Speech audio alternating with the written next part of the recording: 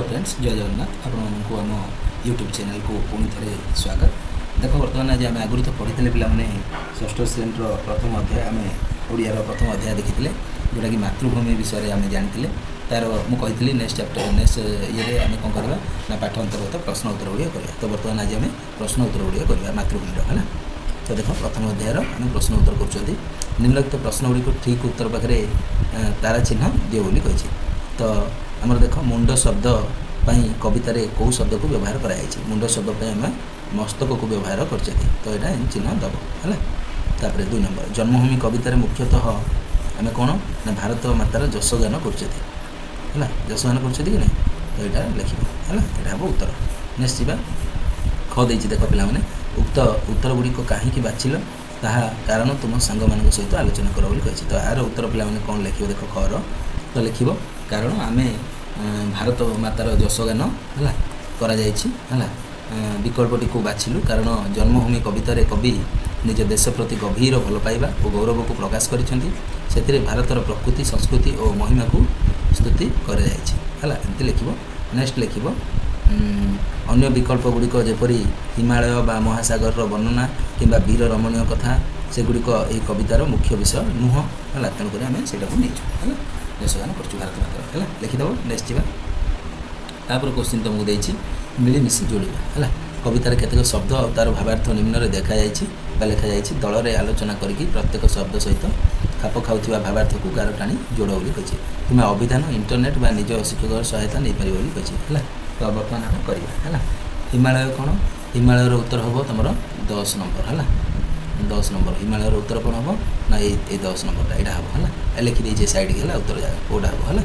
तापर ब्रह्मपुत्र ब्रह्मपुत्र किए 10 नंबर कौन ना भारत उत्तर सीमार व्यापी रही पर्वतमाला को कहूँ हिमालय। तापर ब्रह्मपुत्र 8 देख मुख्यतः अरुणाचल प्रदेश और आसाम देकी बही जाऊँगा नदी जहाँकि शेष में बंगोपसागर मिसी यहाँ लिख। तापर 3 नंबर कौन द्रोण द्रोण किए द्रोण हूँ ना कौरव आउ पांडवंकर गुरु है।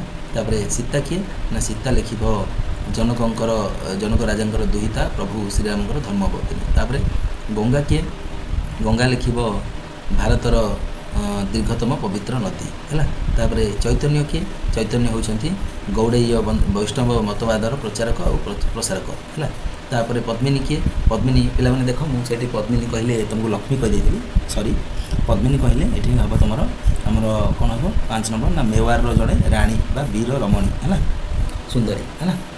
तापर देख तापर रहा अर्जुन अर्जुन किए जानी समस्ते गंगा सॉरी अर्जुन होती आमर केते नंबर ना 1 नंबर किए तृतीय पांडव 3 नंबर पांडव है। फास्ट हो जाए युधिष्ठिर तापर भीम तापर अर्जुन है। तापर भीष्म किए ना भीष्म तुम समस्ते जान गंगा पुत्र है कौरव पांडव पितामह है। तापर वाल्मीकि वाल्मीकि किए 9 नंबर संस्कृत रामायण रचयिता होती वाल्मीकि एमती सब जान लिखिदेव है। मुझे नंबर तुमको दे देछे है 1 कौ उत्तरटा हम 2 कौटा हम है सब उत्तर दे देछे है। नेक्स्ट जा नेक्स्ट देख पद्यांश को आलोचना कर निम्न लिखित पद्यांश को मन दे पढ़ा और यार भावार्थ को सांग मान सहित आलोचना करके सारांश को लिख कही। तुही माँ जन्मभूमि पवित्र भारत भूमि तोहरी संतान आम अटुसर वे तोर श्रीचरण सेवा पाई मन प्राण देवा गाइबा तोहर नाम आनंद रवे तो आनंदे होइबा सुखी कांदिबे दुखरे तोर होइनु दुखी है। यार अर्थ आम बर्तमान लिखा चलो। तो तुम लिख एठारे कवि कहते जे आमर जन्मभूमि आमर मातृ सामान आम समस्ते संतान अटू ये पवित्र भारत भूमि रे जन्म नेउथिबारु आम गर्वित आमर कर्तव्य होची जे जन्मभूमिर सेवा करवा और आम मन आ प्राण को अर्पण करवा। ठीक अच्छे एमती लिखिदेव। नेक्स्ट जा आम सदा आनंदर सहित तांकर गुणगान करवा उचित जन्मभूमि खुशी हेले आम समस्ते खुशी हेबा एवं से दुखित हेले आम समस्ते दुख अनुभव करवा। यह आमकर यह आमर प्रति निष्ठा और प्रेम को आमको दर्शाऊँ प्रकाश करुँच लिखिदेव। नेक्स्ट जा कौन लिख देख तापर तुम लिख यही पद्यांशटे आम कवि जन्मभूमि को माँ सहित तुलना करपरिक माँ संतान को जन्म देकर पालन पोषण करती से भाव में जन्मभूमि आमको जीवन दे था आमको खाद्य पानी आश्रय और समस्त सुविधा जोगाई थाए। तेणु कवि कहते दुही माँ जन्मभूमि अर्थात जन्मभूमि हूँ आम माँ सामान है। तापर लिखिब आमे समस्ते यही पवित्र भारत भूमिर संतान एई देशर महान परंपरा संस्कृति और ऐतिह्य को आमको गर्वित करे तेणु आमर कर्तव्य होची जे जन्मभूमिर श्रीचरण रे सेवा करिबा अर्थात देशर उन्नति पई काम करिबा और आवश्यक हेले आमर जीवन मध्य देवा बा अर्पण करिबा बुझिपारलो तापर लिखिब गाइबा तोहर नाम आनंद रबे यार अर्थ होची जे आमे सदा सर्वदा आनंदर सहित देशर गुणगान और तांकर महिमा प्रचार करिबा एंती लिखिदब तापर नेक्स्ट कोन लिखिब देख नेक्स्ट लिखिब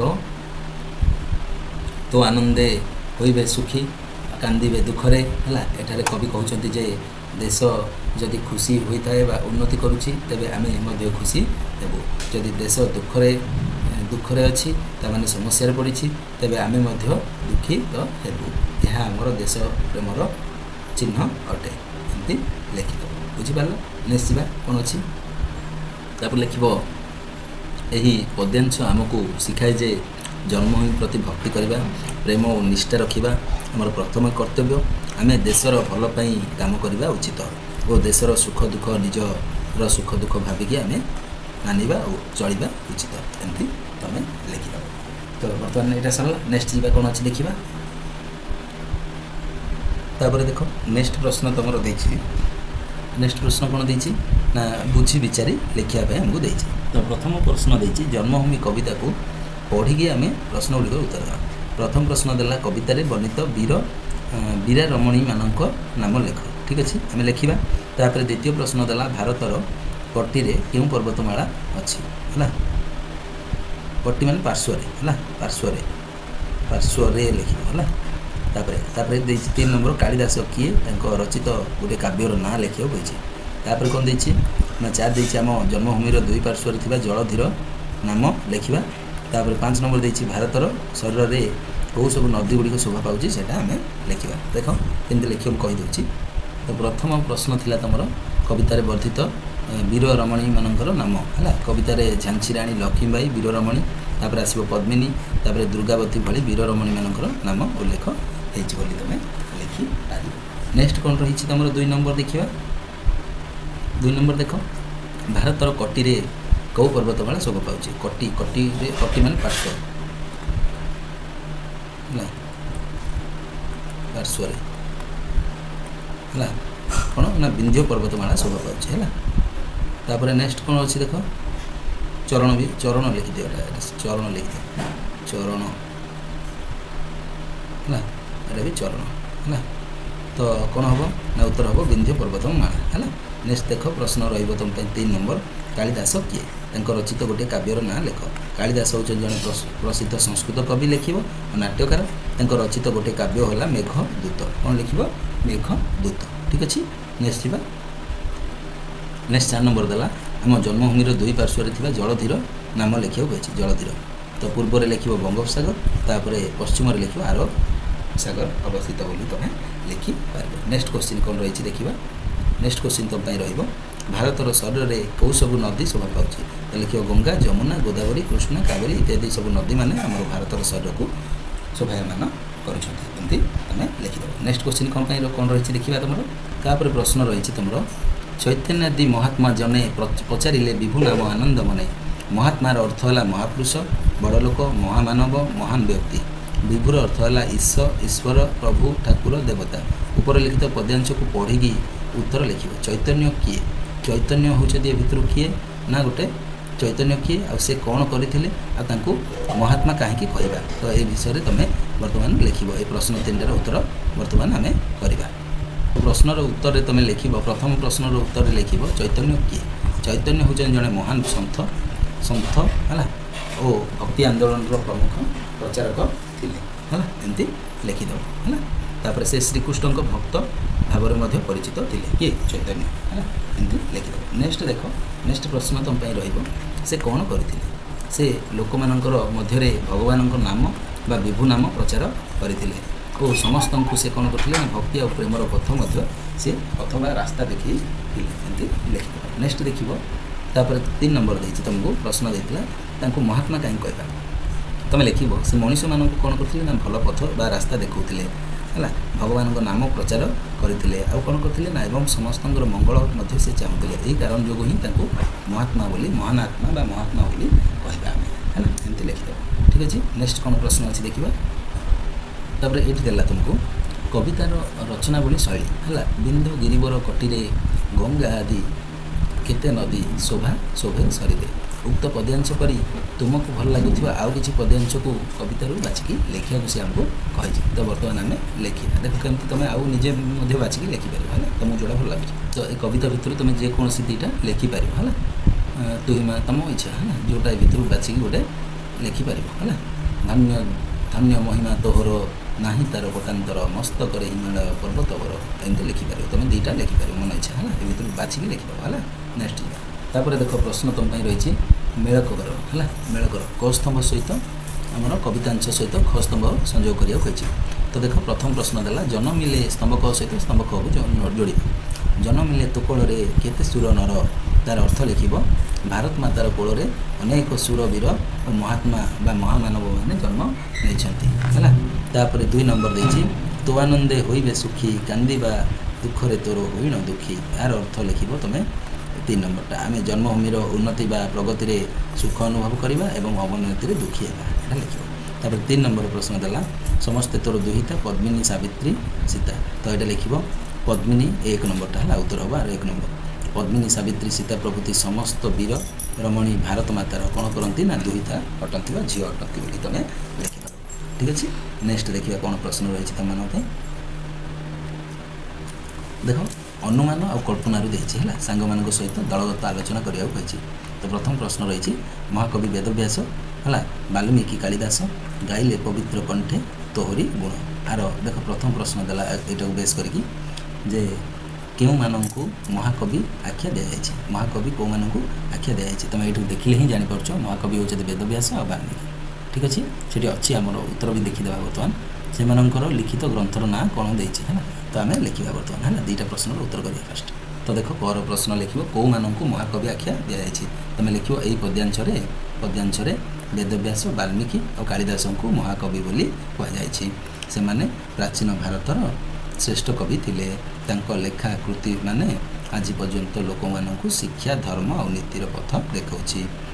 ସେମାନଙ୍କର କବିତା ଓ ଗ୍ରନ୍ଥ ଭାରତୀୟ ସଂସ୍କୃତିକୁ ଗୌରବାନ୍ୱିତ କରିଛି ସେଥିପାଇଁ ସେମାନଙ୍କୁ ମହାକବି ବା ଆର ଆଖ୍ୟା ଦିଆଯାଇଛି ଏମିତି ତୁମେ ଲେଖିଦେବ। ପ୍ରଥମ ପ୍ରଶ୍ନର ଉତ୍ତର ଲେଖିଲେ ନେକ୍ସଟ ଯିବା ଦ୍ୱିତୀୟ ପ୍ରଶ୍ନକୁ।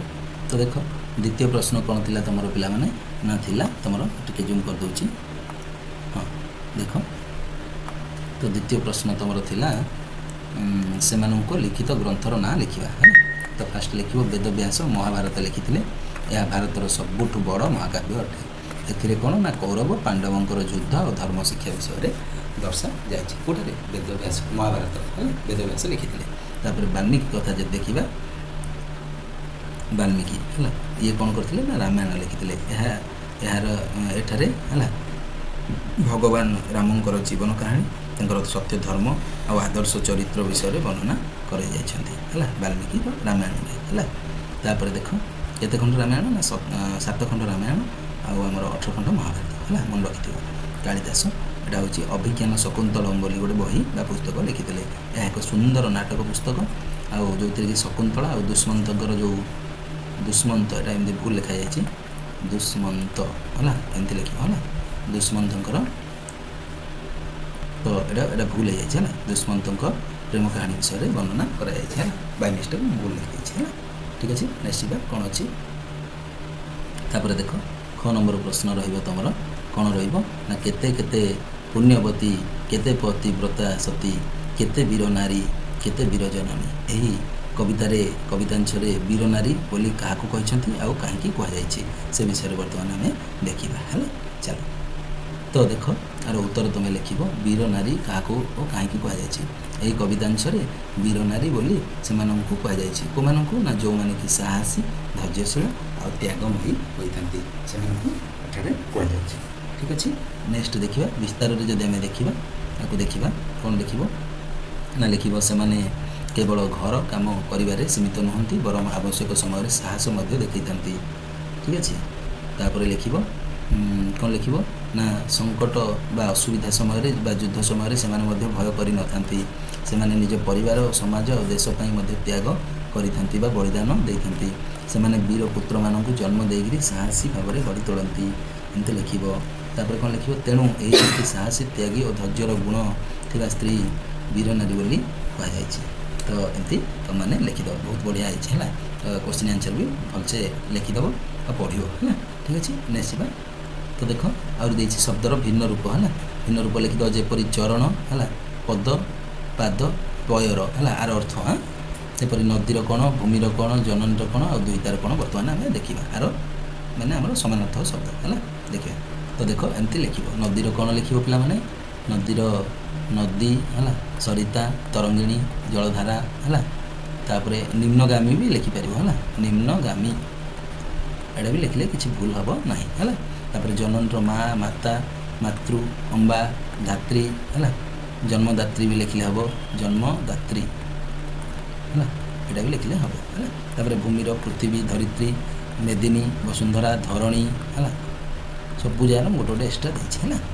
दुईटा दुईटा माने कन्या झील सूता है तनया है लाडली लिखले बेटी लिखिदेले ना बेटली हिंदी पड़ेब ये ही लिखिदिंतु है। नेक्स्ट तो देख ये कौन देती पे ना कवितार व्यवहृत गिरिवर है शब्द बर अर्थ श्रेष्ठ यही अर्थ को दृष्टि रख और शब्द शेष में बर लगे नूतन शब्द लिखा है। ये तुम लिखिदेव है। देख कौन कौन लिख कहीदे तो देख मुझे लिखिदे है यहाँ तुम कौन कर स्क्रीनशॉट लेकिन लिखिपर है। देवबर मनुष्यवर शिक्षकवर पुत्रवर कविवर भक्तवर है एमती लिखिदेव। तापर देख नेक्स्ट किसी भिन्न भिन्न है किसी भिन्न किसी सामान है निम्नलिखित पद को ध्यान सह पढ़ो है। गाइले पवित्र कंठे तोहरी गुण जेते जहीं थिले मिली मानव गण गण और गुण है गण और गुण शब्द द्वय केवल गोटी मात्रार भिन्नता रही फल तार अर्थ संपूर्ण रूपे बदली जाऊँगी। तुम्हें माने सांग मान सहित दलगत आलोचना कर यहीपरी शब्द गुड़ी खातार लेख बोली कही जपरी बणर बणी बसर बेस एमती लिख है।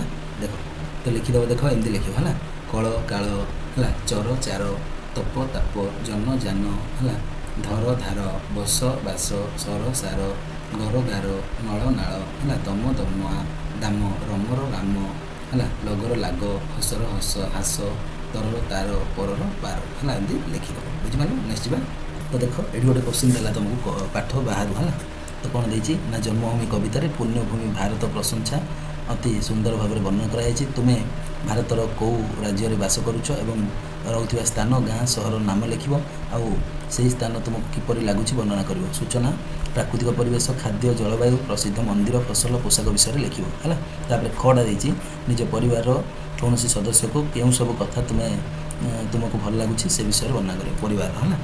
जमती नदी है देख नदी गंगा आदि केते नदी शोभा शोभे शरीर भारत मातार कोल गंगा नदी पर अनेक नदी शोभा पाँच। यही नदी गुड़िक जल विद्युत जोगाइवा सहित कृषि तथा परिवहन गुरुत्व भूमिका नहीं। तत्सहित यही नदी गुड़िक आम देशर इतिहास संस्कृत धार्मिक चेतना और अर्थ व्यवस्थार परिचय दूसरी। निम्न सारण केतक शब्द है नदीर ना दिखाई से खोजिक बाहर कर कौ नदी गुड़िक आम राज्य में प्रभावित होती तार तालिका कर। तो देख एवं आम 3टा क्वेश्चन कहले 3टा क्वेश्चन उत्तर करा है। तो देख आहरी भी तुम लिखिपर यहाँ देख बण बणी गण गुण है एमती लिखिपर है। मुझे ये करदे स्क्रोल करदे देखिए है लिखिदेव।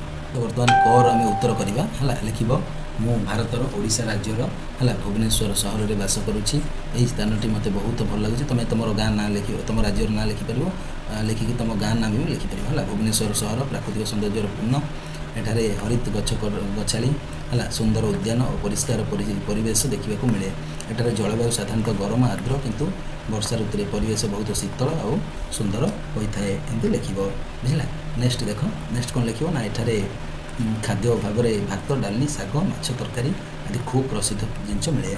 ओडिशार पखाड़ भात पाखाड़ हो जाए पखाड़ कर पखाड़ भात एठारे कौन हुए ना एक विशेष खाद्य अटे एमती लिख। नेक्स्ट कौन लिख ना भुवनेश्वर को मंदिर सहर बोली कहुए मंदिर मालिनी बोली कहुए। एठारे लिंगराज मंदिर मुक्तेश्वर मंदिर परी अनेक प्रसिद्ध मंदिर अच्छी। एठारे धान हूँ प्रधान फसल लोक मैंने साधारणतः शाढ़ी पंजाबी धोती आदि पिंधती। शाढ़ी एटा भूल हो शाढ़ी है ଶାଢ଼ୀ ହେଲା ଠିକ୍ ଅଛି ହେଲା ଏତେ ପଞ୍ଜାବୀ ପିନ୍ଧନ୍ତି। ଆଉ କ'ଣ ଲେଖିପାରିବ ଲୁଙ୍ଗି ମଧ୍ୟ ପିନ୍ଧନ୍ତି ହେଲା ଲେଖିପାରିବ ସରି ଲୁଙ୍ଗି ହେଲା। ମୋର ଏହି ଜନ୍ମସ୍ଥାନ ମୋତେ ଅତ୍ୟନ୍ତ ପ୍ରିୟ କାରଣ ଏଠାର ପରିବେଶ ସଂସ୍କୃତି ପରମ୍ପରା ମୋତେ ବହୁତ ଭଲ ଲାଗେ ବା ଆକର୍ଷିତ କରେ ବୋଲି ତୁମେ ଲେଖିପାରିବ ହେଲା। ନେକ୍ସଟ ଯିବା। ନେକ୍ସଟ କ୍ୱେଶ୍ଚିନ୍ ତୁମ ପାଇଁ ଥିଲା ଯେ ପରିବାର ବିଷୟରେ ହେଲା ତୁମେ ଲେଖିବ ମୋ ପରିବାର ଏଇଟା ଖଟା ହେଲା। ମୋ ପରିବାରରେ ମୋତେ ମୋର ମାଆଙ୍କର କଥା ମୋତେ ହେଲା କଥା ମାନେ ମୋତେ ବହୁତ ଭଲ ଲାଗେ। ସେ ବହୁତ ସ୍ନେହଶୀଳ ଓ ଦୟାଳୁ ଅଟନ୍ତି। ସେ ସବୁବେଳେ କ'ଣ କରନ୍ତି ନା ମୋତେ ଭଲ ଭଲ ପଥରେ ଚାଲିବାକୁ ଶିଖାନ୍ତି ଏବଂ ସତ୍ୟ କଥା କହିବାକୁ ମଧ୍ୟ ଉତ୍ସାହିତ କରନ୍ତି ବୋଲି ତୁମେ ଲେଖିବ। ନେକ୍ସଟ ଲେଖିବ କ'ଣ ନା ମୋର ମା ମୋ ପାଇଁ ସ୍ୱାଦିଷ୍ଟ ଏମିତି ଲେଖିବ ହେଲା ସ୍ୱାଦିଷ୍ଟ ଖାଦ୍ୟ ପକାନ୍ତି ହେଲା। ତାପରେ ଓ ମୋର ସ୍ୱାସ୍ଥ୍ୟର ଭଲ ଦେଖାଶୁଣା ମଧ୍ୟ କରନ୍ତି। ସେ ମୋର ପଢ଼ାଶୁଣାରେ ହେଲା ମଧ୍ୟ ସହଯୋଗ କରନ୍ତି ହେଲା ଓ ମୋତେ ଶିଷ୍ଟାଚାର ମଧ୍ୟ ଶିଖାନ୍ତି ବୋଲି ଲେଖିବ ହେଲା। ତାପରେ ଲେଖିବ ସେହିପରି ମୋର ବାପାଙ୍କର କଷ୍ଟକର ପରିଶ୍ରମ ମୋତେ ବହୁତ ପ୍ରେରଣା ଦେଉଛି। ସେ ଆମ ପରିବାର ପାଇଁ ଅନେକ କଷ୍ଟ କରନ୍ତି ଓ ମୋର ନିଷ୍ଠାର ସହିତ କାମ କରିବାକୁ ମଧ୍ୟ ମୋତେ ଶିଖାନ୍ତି। ମୋର ପରିବାରର ସମସ୍ତଙ୍କର ଭଲ ଗୁଣ ମାନେ ମୋତେ ଖୁସି ଦେଉଛି ଏବଂ ମୋତେ ଏକ ଭଲ ଲୋକ ହେବାକୁ ମଧ୍ୟ ପ୍ରେରଣା ଦେଉଛି ବୋଲି ତୁମେ ଲେଖିପାରିବ। ନେକ୍ସଟ କ'ଣ ଅଛି ଦେଖିବା। ତ ଦେଖିପାରୁଛ ପିଲାମାନେ ନଦୀ ମୁଁ ଏଠି କରିଦେଇଛି ହେଲା। ନଦୀର ନାଁ ଯାହା ସବୁ ମାରିଦେଇଛି ଦେଖିଦେବ ଟିକେ ହେଲା।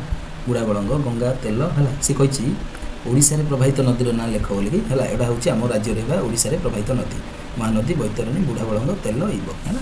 ଏମିତି ତୁମେ କରିଦେବ ହେଲା। ମୁଁ ବେଶୀ କିଛି କହୁନି ହେଲା ଏତିକି ହିଁ କରିଦେଉଛି। ତାପରେ ତୁମକୁ ଏଠି ଦେଇଛି ଦେଖ ବୁଝିବା ଓ ବିଚାର କରିକି ଲେଖିବା। ନିମ୍ନ ସାରଣୀରେ କେତେକ ଅକ୍ଷର ଦିଆଯାଇଛି ତୁମେ ସେଇ ଅକ୍ଷର ଗୁଡ଼ିକୁ ମିଶାଇ କ୍ରମ ବଦଳାଇ ମାତ୍ରା ଯୋଡ଼ିକି ଆମେ ଗଠନ କରିବା ଆଉ ଲେଖିବା ହେଲା। ଦେଖ ଏଠି ଦେଇଛି ସମଗର ଏଇଟାକୁ କ'ଣ ଲେଖା ହେବ ମହାସାଗର। ସେମିତି ହମଳୟ ହିମାଳୟ ମହବକ ଏଇଟା ଲେଖିବ ମହାକବି ହେଲା। ଭାରତ ମରଣ ଏଇଟା ଲେଖିବ ରମଣୀ ଏଇଟା କଳଦଶ ଏଇଟା ଲେଖିବ କାଳିଦାସ ଏମିତି ତୁମେ ଲେଖିଦେବ ଠିକ୍ ଅଛି। ନେକ୍ସଟ କ'ଣ ଅଛି ଦେଖ ଏଇଟା ହିମାଳୟ ପର୍ବତଟା ଅଛି ଦେଖିପାରୁଛ। ନେକ୍ସଟ ଦେଖ ଝରକାରୁ ବଙ୍କିମଚନ୍ଦ୍ର ଚଟ୍ଟୋପାଧ୍ୟାୟଙ୍କ ଦ୍ୱାରା ରଚିତ ବନ୍ଦେ ମାତରମ୍ କବିତାଟି ପ୍ରାୟ ଜାତୀୟ ସଙ୍ଗୀତ ସହ ସମାନ। ଆସ ଏହାର ଭାବାର୍ଥକୁ ଆମେ ଆଲୋଚନା କରିବା ହେଲା। ତ ବଙ୍କିମଚନ୍ଦ୍ର ବନ୍ଦେ ମାତରମ୍ ବିଷୟରେ ଦେଖିବା। ଏଇଟା ଦେଖ ଏଇଟାକୁ ଦେଖିକି ବନ୍ଦେ ମାତରମ୍ ଆଉ ତାର ଭାବାର୍ଥ ଦେଇଛି ଏଇଟା ଟିକେ ପଢ଼ିଦେବ ହେଲା। ବନ୍ଦେ ମାତରମ୍ ଦେଇଛି ଏଇଟା ତୁମର ଅଛି ଆଉ କିଛି କରିବା ଦରକାର ନାହିଁ ହେଲା। ଏଇଟା ପଢ଼ି ଦେଇକି ଲେଖିଦେବ ହେଲା। ନେକ୍ସଟ ଯିବା। ତାପରେ ଦେଇଛି ଦଳଗତ ଆଲୋଚନା। ତୁମେ ଜନ୍ମଭୂମି ଓ ବନ୍ଦେ ମାତରମ୍ କବିତା ଦୁଇଟି ପଢ଼ିଲ। ସେଇ କବିତା ଦୁଇଟିରେ ଥିବା ସମାନତା ଭିନ୍ନତା ବିଷୟରେ ସାଙ୍ଗମାନଙ୍କ ସହିତ ଦଳଗତ ଆଲୋଚନା କରିବ। ଦେଖ କେମିତି କରିବ। ତ ସମାନତା ଯଦି କହିବ ଦେଖିବ ଏମିତି ଲେଖିଦେବ କ'ଣ ଲେଖିଦେବ ଦେଖ ଦୁଇଟି କବିତାରେ ଦେଶ ପ୍ରେମ ରହିଛି। ଜନ୍ମଭୂମି ଓ ବନ୍ଦେ ମାତରମ୍ ଉଭୟରେ ମାଟି ହେଲା ପ୍ରତି ଭଲ ପାଇବା ଓ ସମ୍ମାନ ପ୍ରକାଶ କରିବା ବିଷୟରେ ଦେଇଛି ହେଲା। ତାପରେ ଲେଖିବ ଦୁଇରେ ମାତୃଭୂମିକୁ ମା ହେଲା ମା ଭାବରେ ଦେଖାଯାଇଛି। ଦୁହିଁ କବିତାରେ ଦେଶକୁ ମା ସମାନ ମନାଯାଇଛି ହେଲା। ତାପରେ ପ୍ରେରଣାଦାୟକ ଭାବନା ଏହି କବିତାରେ ଆମେ ଲୋକମାନଙ୍କ ଦେଶପ୍ରେମୀ ହେବାକୁ କବିତାରେ ହେଲା ଲେଖିବ କବିତାରେ ଲୋକମାନଙ୍କୁ ଦେଶପ୍ରେମୀ ହେବାକୁ ପ୍ରେରିତ କରେ ହେଲା ଲେଖିବ। ତାପରେ 4ରେ ଲେଖିବ ସୌନ୍ଦର୍ଯ୍ୟ ବର୍ଣ୍ଣନା ହେଲା। ସୌନ୍ଦର୍ଯ୍ୟ ବର୍ଣ୍ଣନା ବିଷୟରେ ଲେଖିବ ଦୁହିଁରେ ଆମର ଦେଶର ପ୍ରାକୃତିକ ସୁନ୍ଦରତାକୁ ବର୍ଣ୍ଣନା କରାଯାଇଛି ବୋଲି ତୁମେ ଲେଖିଦେବ। ନେକ୍ସଟ ଯିବା। ତାପରେ ଦେଖ ଏଇଟା କହିଛି ତୁମର ଭିନ୍ନତା ବିଷୟରେ ତୁମେ ଲେଖିବ ବିଷୟବସ୍ତୁର ଭିନ୍ନତା କ'ଣ ଅଛି ହେଲା। ଜନ୍ମଭୂମି କବିତାରେ ଜନ୍ମସ୍ଥାନ ପ୍ରତି ଭଲ ପାଇବା ଅଧିକ ଭାବରେ ଦେଖାଯାଏ। ତାପରେ ଲେଖିବ ବନ୍ଦେ ମାତରମ୍ରେ ସମଗ୍ର ଦେଶକୁ ସ୍ତୁତି କରାଯାଇଛି। ତାପରେ ଭାବନାର ତୀବ୍ରତା ହେଲା। ଜନ୍ମଭୂମି ଭାବନାର ତୀବ୍ରତା ହେଲା। ଜନ୍ମଭୂମି ଶାନ୍ତ ଓ ସ୍ନେହମୟୀ ଭାବରେ ଲେଖାଯାଇଛି। ଏଇଟା ଲେଖାଯାଇଛି ହେବ ହେଲା। ଲେଖାଯାଇଛି ବନ୍ଦେ ମାତରମ୍ ଅଧିକ ଉତ୍ସାହଜନକ ଓ ଉତ୍ତେଜନାଦାୟକ ବୋଲିକି ଲେଖାଯାଇଛି ହେଲା। ତାପରେ ଇତିହାସ ହେଲା। ଐତିହାସିକ ଗୁରୁତ୍ୱ ଏଇଟା ଐତିହାସିକ ହେବ ହେଲା। ଐତିହାସିକ ନାହିଁ ଏଇଟା ହେଲା ଐତିହାସିକ ଗୁରୁତ୍ୱ ହେଲା। ତ ବନ୍ଦେ ମାତରମ୍ ସ୍ୱାଧୀନତା ଆନ୍ଦୋଳନ ସହିତ ଜଡ଼ିତ। ଜନ୍ମଭୂମି ମୁଖ୍ୟତଃ ଭାବନାମୟ କବିତା ହେଲା ଏମିତି ଲେଖିବ। ତାପରେ ଲେଖିବ ଭାଷା ହେଲା। ଭାଷା ଓ ଶୈଳୀ ଜନ୍ମଭୂମି ସରଳ ଭାଷାରେ ଲେଖାଯାଇଛି। ବନ୍ଦେ ମାତରମ୍ରେ ଅଳଙ୍କାରିତ ଉଚ୍ଚ ଭାଷା ହେଲା ବ୍ୟବହୃତ ହେଇଛି ହେଲା ଏମିତି ଲେଖିବ ଠିକ୍ ଅଛି। ନେକ୍ସଟ ଦେଖିବା କ'ଣ ଅଛି ଆଉ। ତାପରେ ଲେଖିବ ଦୁହିଁ କବିତା ହେଲା। ଦୁଇଟି କବିତା ଲେଖିଦିଅ ହେଲା। ଦୁହିଁ ହେଇଯାଇଛି ଏଇଟା ଦୁଇଟି ଲେଖିଦିଅ। ଦୁଇଟି ହେଲା କବିତାରେ ହେଲା ଦେଶ ପ୍ରେମର ଉତ୍କୃଷ୍ଟ ଉଦାହରଣ। ଦୁଇଟି କବିତା ଲେଖିବ ହେଲା ଦେଶ ପ୍ରେମର ଉତ୍କୃଷ୍ଟ ଉଦାହରଣ କିନ୍ତୁ ତାଙ୍କର ପ୍ରକାଶ ଶୈଳୀ ଆଉ ଭାବନାର ତଫାତ ରହିଛି ବୋଲି ତୁମେ ଲେଖିପାରିବ ଠିକ୍ ଅଛି। ବୁଝିପାରିଲ। ତ ଏଇଠି ଯେଉଁ କୋଶ୍ଚିନ୍ଟା ଅଛି ଏଇଟା ତୁମେ ନିଜେ ଖୋଜିକି ବାହାର ମଧ୍ୟ କରିପାରିବ ହେଲା। ତୁଙ୍ଗ ଶିଖର ଚୂଳ ପଣ୍ଡିତ ଗୋଦାବରୀ ସିଂହଙ୍କର ହେଲା ଏଇଟା ଦେଖିକି ପଢ଼ିକି तुम निजे करिपारिब है नुआ नुआ तथ्य संग्रह करिपारिब है आशा करुच्ची संपूर्ण वीडियोटी आपको बहुत भल लगी जब भल लगे अधिक मात्रा सेयार कर जहाँफल मोटिवेट तुम नुआ नुआ वीडियो रोचे जय जगन्नाथ।